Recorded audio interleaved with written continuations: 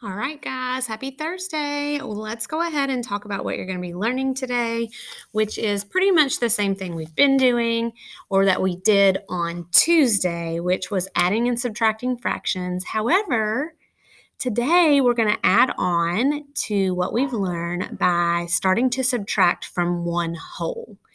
So we've been doing subtraction with like denominators, but now we're going to do talk about how we can subtract when we have a fraction that is one whole or larger.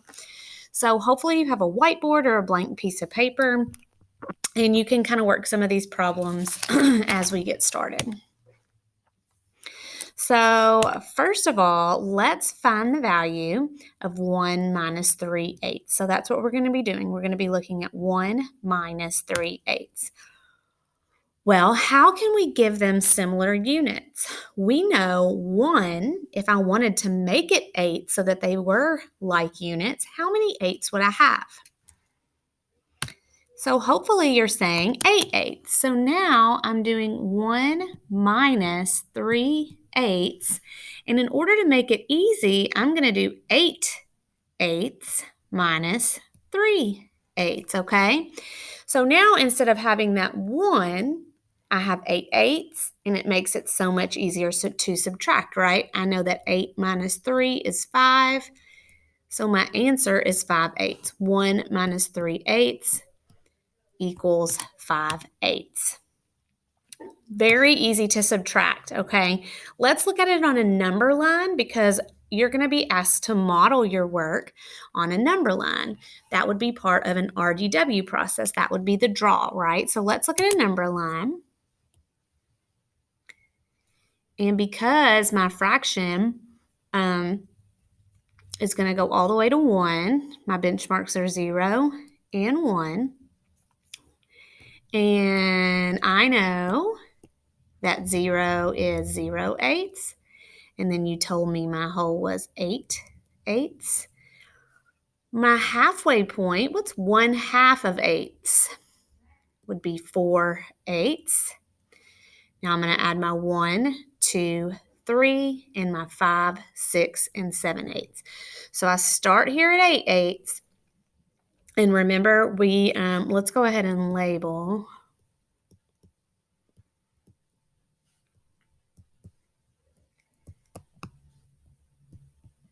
I start at 8, and I'm going to subtract 3. So I'm going to jump 1, 2, 3. I land on 5/8. So that just confirms that 1, or 8/8 minus 3/8 equals 5/8. Easy peasy, right? All right. So now let's keep going. Let's keep practicing. Try doing this one on your own. Pause the video here and maybe try doing this one on your own. 1 minus 2/5. Okay, let's look at it together. So what did you come up with for your whole? Okay, hopefully you said, well, Miss Johnson, my whole is 5/5. Now I can do minus 2/5. And I get 3/5. Okay, so it's pretty easy, right? We're just taking our whole and then we are subtracting. And there's my subtraction sentence. Could I rewrite this to show addition? So how could I rewrite this with an addition sentence?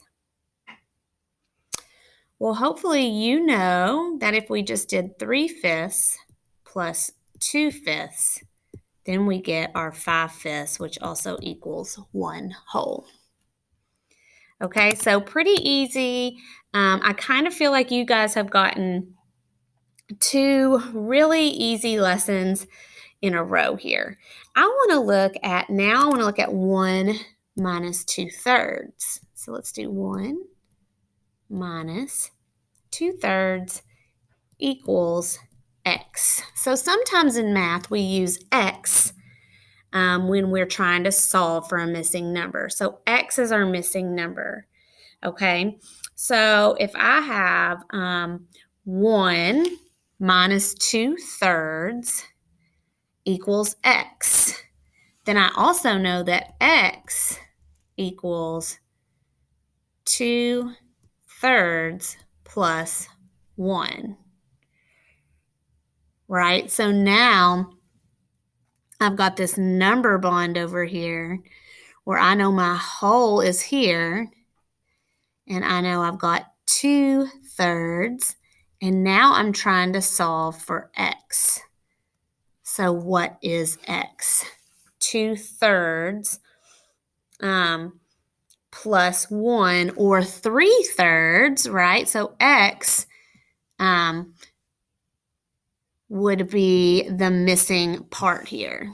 So I know 3/3 minus 2/3 equals 1/3. Okay? So x is going to equal, and I'm going to get rid of this here in the middle because this is not correct and it keeps throwing me off. We're just looking at the number bond. I'm sorry. So x is going to equal 1/3. I know if I add 2/3 plus x, I'll get 1. That's what that should have said.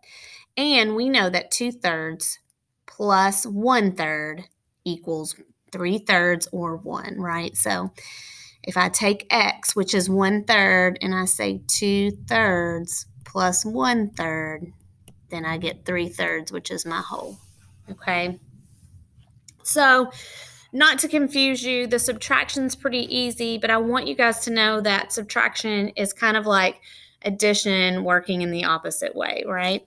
So let's look at another one together.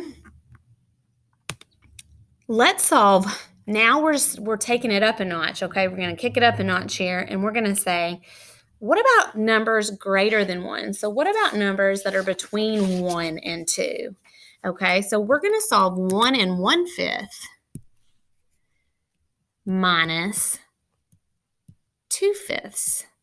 So what do you think you could do here? I want you to pause for a second and think about what's a good strategy.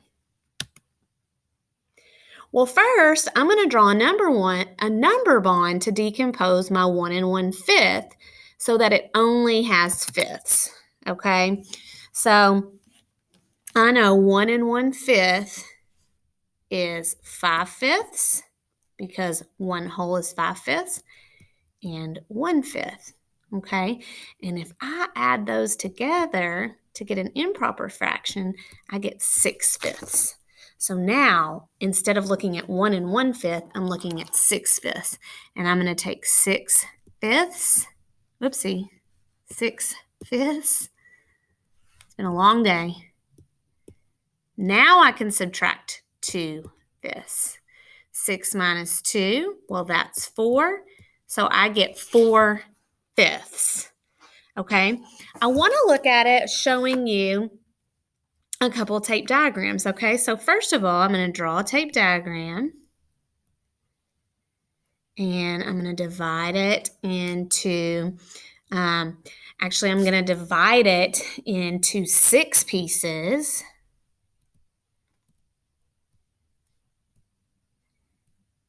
One, two, three, four, five, 6. I'm struggling. Hopefully you're saying it's cool. So 1, 2, 3, 4. Now I have 6 pieces. And remember, we learned from a previous lesson that we would want to bracket off our whole so that we know it's fifths, right? Okay, so the first thing I'm going to do is I've got 5/5 here. Okay, and I'm going to add another 1/5 to that. And that's going to give me my 6/5. And now I'm going to go in and say, well, 6/5, I'm not even going to write it again. I'm just going to point to it over here. 6/5 minus 2/5. So now I'm going to cross 2 of these fifths off. And how many am I left with? Well, let's count them. 1, 2, 3, 4. So that's how I could draw it using an area or a tape diagram. Okay, I can show my 6/5 and I can physically show getting rid of 2 of them. And I'm left with 4/5. Okay. Great job. We already did that.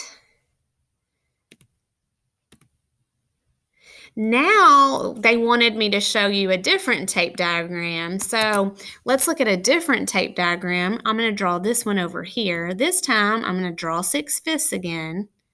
So I have to have 6 total squares, right? I know that my whole is 5 of those, so 1 whole. Okay, and now I'm going to do 5/5 minus 2/5. So I'm going to take 2 off of my 5/5, but then I have to add back on. So 5/5 minus 2/5 equals 3/5. But then I have this 1/5 that I have to add back on. And I get 4/5. Okay. So we could draw this in a couple of different ways. See, I've got 1, 2, 3, and then adding that other one back on, and now I have 4. Okay, so it's interesting to see both methods here. The first solution we had added 5/5 and 1/5 to get 6/5 and then subtracted the 2/5. And that's kind of what we did with our number bond. The second one did the subtraction first. So it said, well, I'm going to take 2/5 away from the whole first, and then I'm going to add that 1/5 back on. Both ways were correct. I tend to like the first way better, but it's completely up to you. All right, I want you guys to try one on your own, okay? So I'm actually going to give you 1 3/8 minus 5/8 on a draw it at the end of this video. So I can see that you feel confident in doing subtraction greater than 1 or greater. Okay, so hopefully you have found this lesson to not be too difficult. After the lesson, you're going to go into your Google Classroom and you are going to go into the problem set. So let's look at the directions for that really quickly. So I'm going to Google Classroom. I am going to go into my classwork. And I'm in week 7. And it's Thursday. So I'm going to look for those green dots. And so here's my problem set. Let's take a look.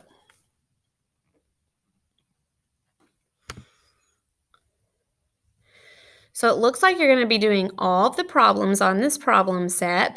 Number 1 is asking you to use the following 3 fractions to write 2 different subtraction and addition number sentences. So that means you can do any combination you want, subtraction or addition, and you have to write the fraction minus another fraction equals this, okay? Should be pretty easy to figure out. This is just kind of practicing writing number sentences. So I want you to do A and B. And then for number 2, you're going to model the subtraction problem that you see on a number line and solve by counting up and subtracting. So part A has already been done. 1 minus 3/4. They knew we were dealing with fourths, so they changed the 1 to 4/4. 4/4 minus 3/4 equals 1/4. And then they modeled it on a number line. They drew it. They started, they modeled the counting up. So they started with 3/4, counted up by 1/4 to get to their original, the number they started with, okay? So go ahead and practice those. And then number 3 is just some more subtraction. This time you're going to break it out into number bonds. So A's been done for you. It's showing you how 1 2/5 in a number bond breaks out to be 5/5 and 2/5. So you're going to, then you have to add the 5/5 and 2/5 together to get 7/5. And then it shows 7/5 minus 4/5 equals 3/5. Okay. This one says to find the difference in 2 different ways. I only want you to find the difference in one way. I want you to feel confident solving it one way. If you give me two ways, then you can earn some bonus points. Okay, so that's all you're going to do for today's problem set. Once you finish the problem set, we are going to go ahead and dive into the exit ticket. So the exit ticket should look pretty similar. Let's take a look at it together. So again, I'm looking for the green dots here because today's Thursday. And here's the Lesson 17 exit ticket.